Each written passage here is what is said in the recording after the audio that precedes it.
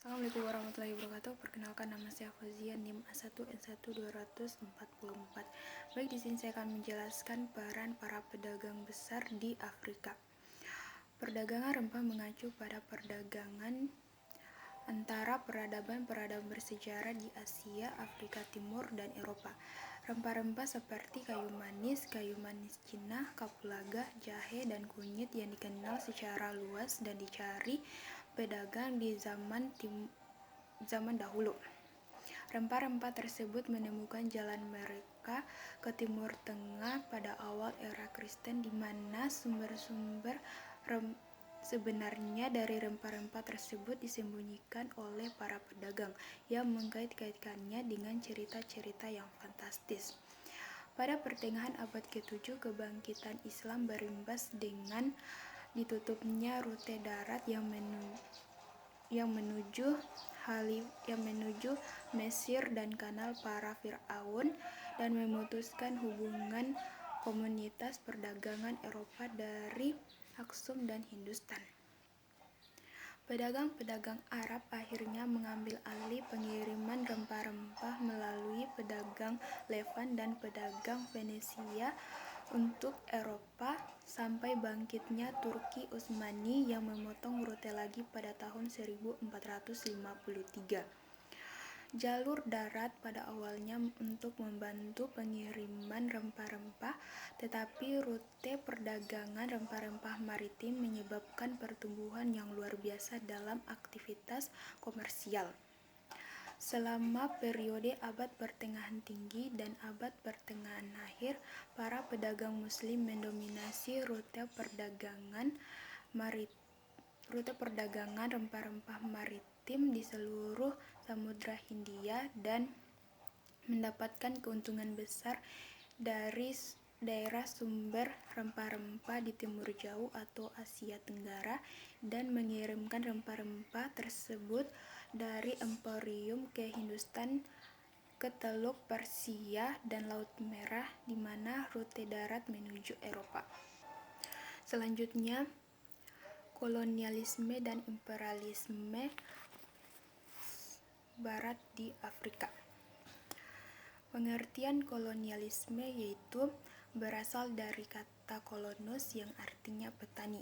Pada mulanya negara-negara Yunani pindah ke negaranya yang tandus ke daerah yang subur. Daerah itu disebut dengan koloni. Hubungan antara koloni dengan negara-negara asal atau induk tetap ada. Kadang-kadang negara induk memandang daerah koloni itu sebagai daerah negerinya, sehingga timbullah pengertian penjajahan. Penjajahan di sini diartikan sebagai orang yang memiliki keinginan untuk menaklukkan daerah tersebut dan menjadikan daerah itu menjadi miliknya. Hal itulah yang menyebabkan daerah yang di tempat tinggalnya terancam kenyamanannya. Sedangkan imperialisme berasal dari bahasa Latin yaitu imperium, yang artinya perintah. Istilah tersebut pertama kali dilakukan oleh Inggris pada tahun 1870 dan 1855. Secara istilah, imperialisme adalah suatu usaha untuk memperoleh hubungan erat antara bagian-bagian kerajaan Inggris dengan kerajaan induk, baik hubungan kultural dan mengadakan perjanjian antara politik dan militer. Imperialisme memiliki dua hal, yaitu imperialisme tua atau kuno dan imperialisme modern. Imperialisme kuno dilakukan dengan cara penaklukan bangsa dan negaranya untuk menjamin perdagangannya. Imperialisme juga dapat dilakukan dengan ekspansi ke negara lain. Adapun yang menjadi pelopor dari imperialisme tua adalah Spanyol dan Portugis. Sasaran mereka adalah bagian-bagian dari kawasan Asia, Australia, dan Amerika. Sedangkan imperialisme modern dipelopori oleh kerajaan Inggris yang telah berhasil revolusi industrinya dan diikuti oleh negara-negara kapitalis lainnya seperti Jepang dan Amerika. Imperialisme modern dilakukan dengan cara untuk memenuhi kebutuhan industri dan modalnya surplus dengan cara eksploitasi dan penetrasi kebudayaan. Pada hakikatnya tujuan imperialisme adalah sama, tetapi terdapat pula corak-corak khusus yang membedakan satu sama lain, yaitu satu, adanya perbedaan corak politik kolonial. Perbedaan corak politik kolonial dilakukan oleh pemerintah kolonial di tanah jajahan masing-masing. Kedua, cara yang dipakai bangsa penjajah untuk melepaskan diri dari belenggu penjajahan yang dengan berbeda-beda juga. Tiga hal itu yang membedakan corak-corak khusus imperialisme yang satu dengan yang lainnya. Faktor-faktor yang menyebabkan kolonialisme dan imperialisme yaitu satu, faktor kekuasaan. Imperator menginginkan kekuasaan untuk mempertinggi kekuasaannya atau gold. Jadi masalahnya karena prestis raja atau penguasa. Imperialisme ini melahirkan imperialisme politik.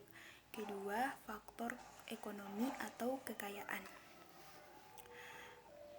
Imperator menginginkan kekayaan dari daerah lain untuk kemakmuran bangsa dan negaranya, ya dapat diistilahkan sebagai gold atau demi kepentingan kelangsungan industrinya. Hal ini menimbulkan imperialisme modern. Ketiga, faktor ideologi atau agama. Imperator menginginkan agar penduduk dari daerah yang dikuasai ideologi atau agamanya.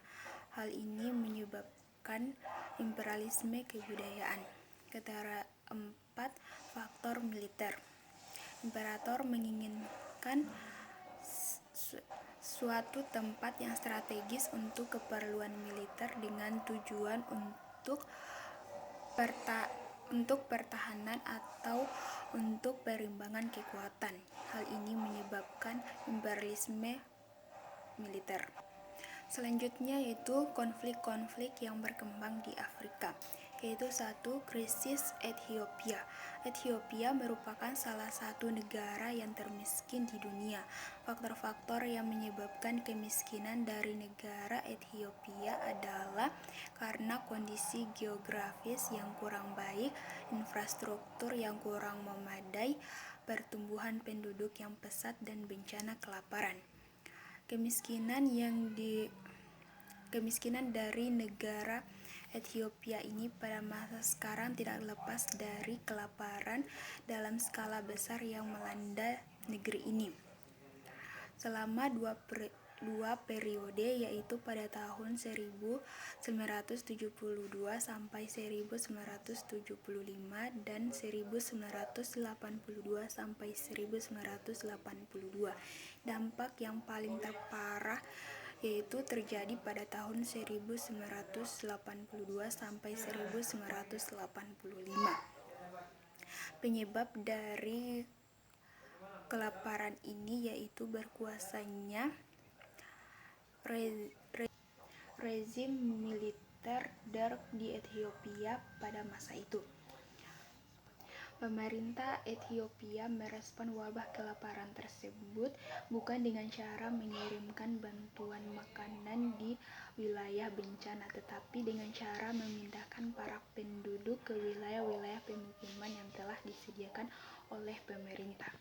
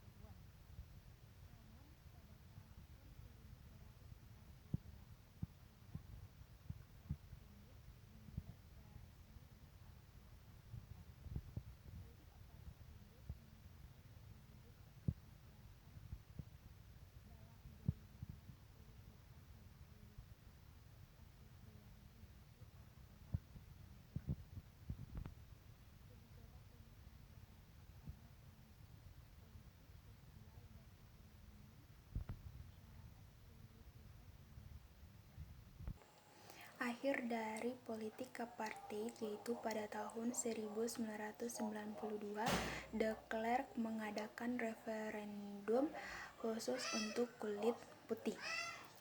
Dalam referendum tersebut, ia menanyakan apakah politik apartheid akan dipertahankan atau diberhentikan.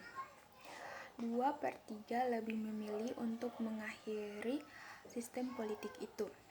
Setelah negosiasi bersejarah, pada tahun 1994 diadakan pemilihan secara bebas di mana warga kulit hitam bisa ikut serta.